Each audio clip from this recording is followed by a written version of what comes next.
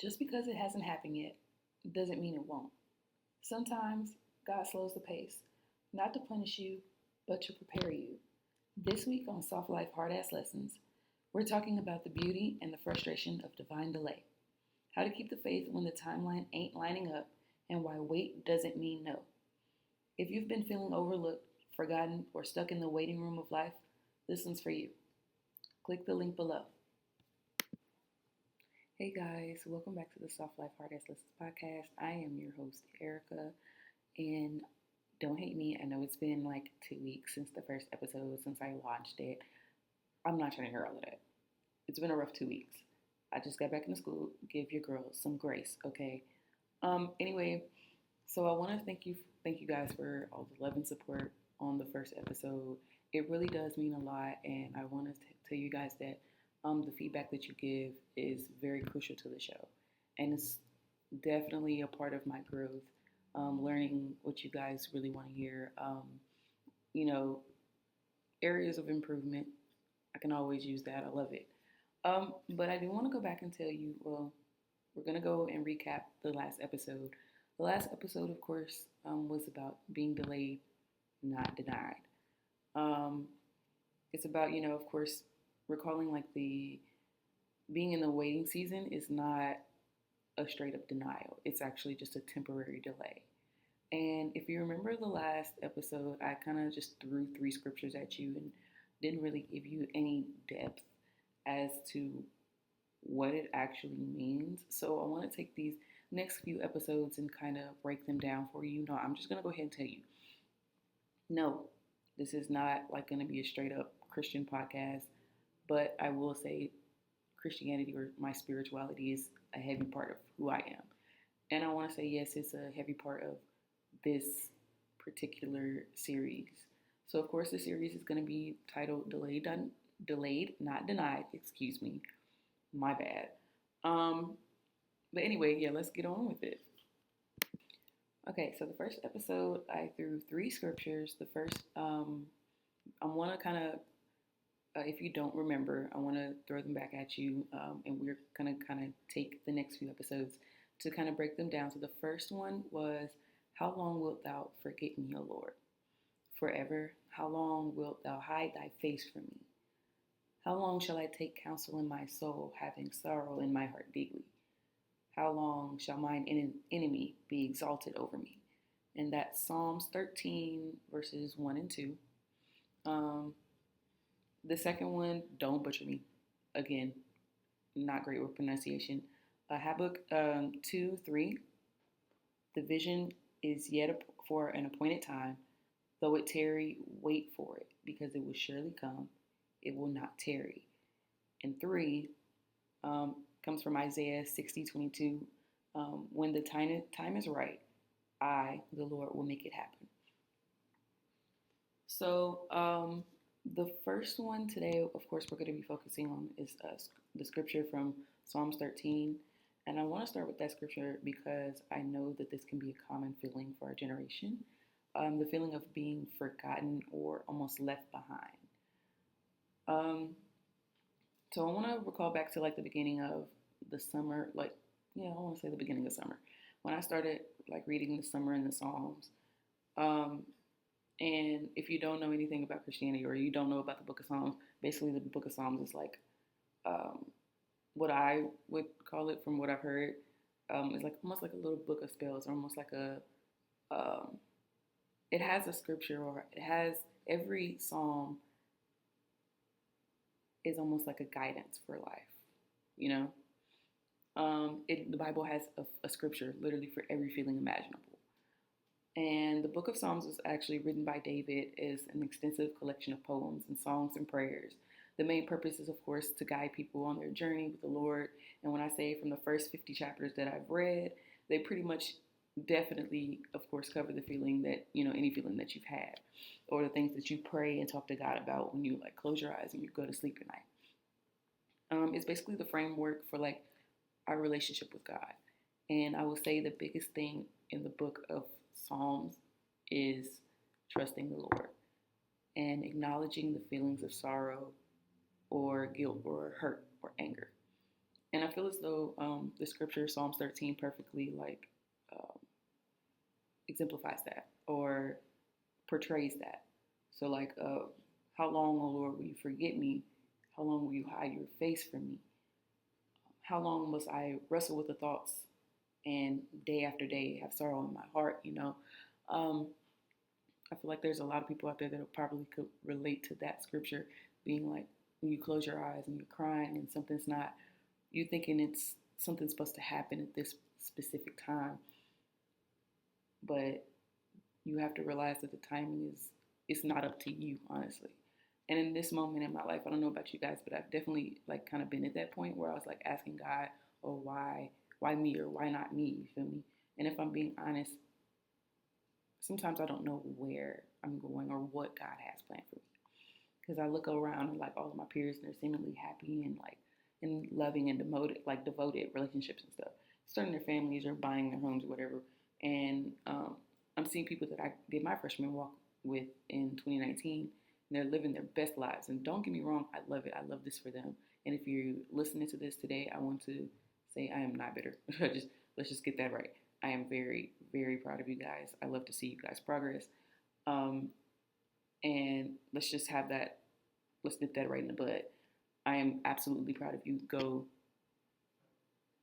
y'all are doing the damn thing, especially in this damn economy.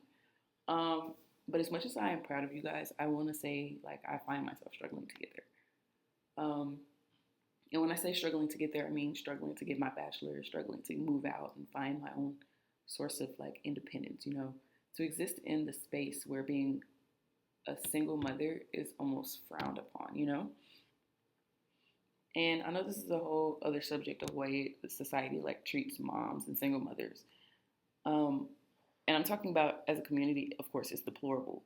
But I look at TikTok and Insta and like I see everyone having fun and everyone's living the life that I envisioned for myself, and I can't help but like ask God like, oh, why me? Like, or why not me? Like, when will my life actually get good? You feel me?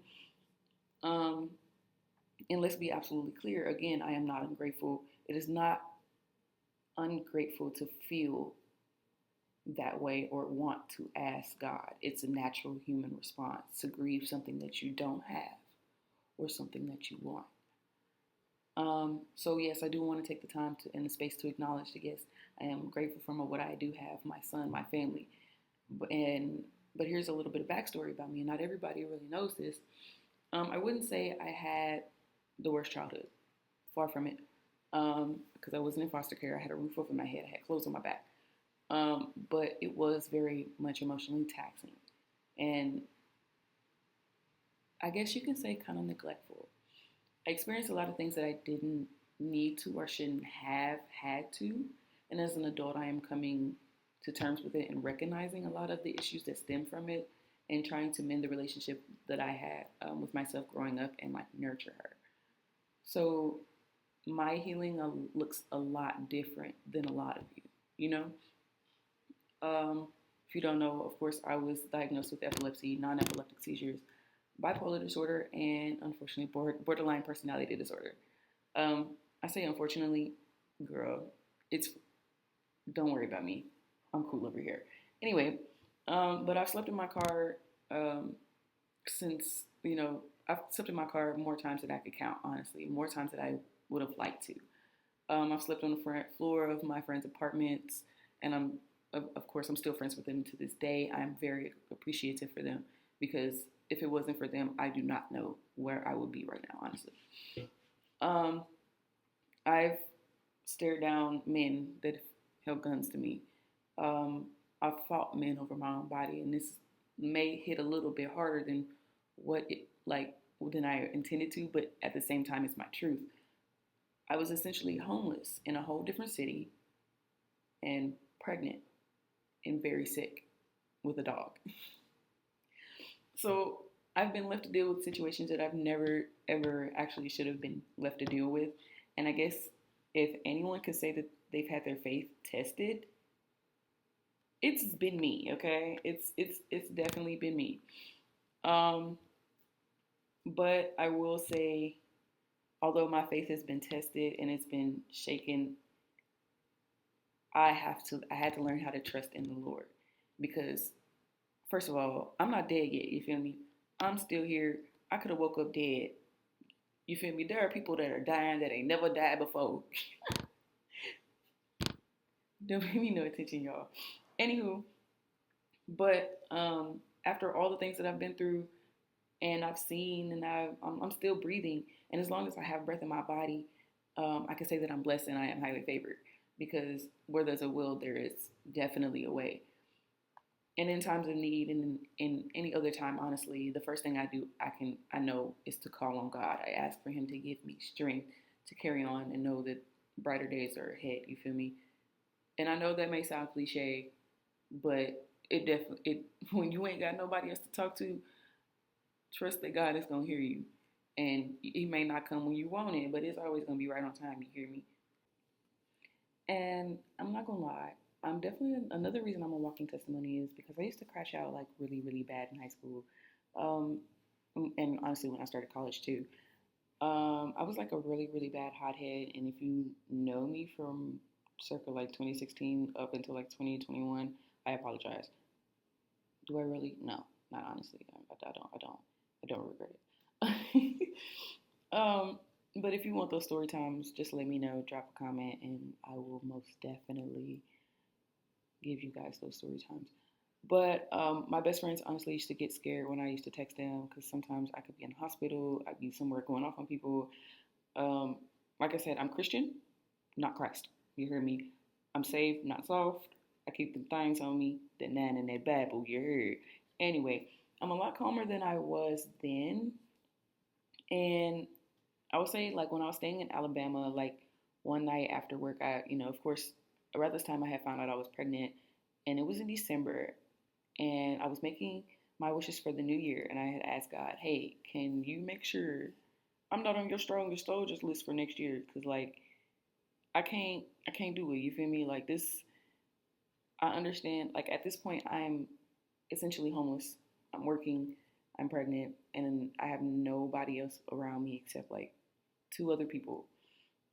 And I didn't think God hurt me honestly because after a couple of days, I started getting like really, really sick. Like I'm talking about, I started having seizures back to back type stuff. And one night I was at work and I had 7 seizures in one night on my shift. And I had to call my best friend. My best friend, Celia, one of them, love her to death, she was working at the same hospital as I, but she wasn't on shift that night. So she was asleep because she also had to go to work in the morning. So her fiance answered the phone, and he actually came up to the hospital while I was like in and out of like consciousness, and he was like, "Oh, I didn't want to wake her up, of course, because she has to be there in the morning." So when she, morning rolled around, they had gave me Ativan middle of the night.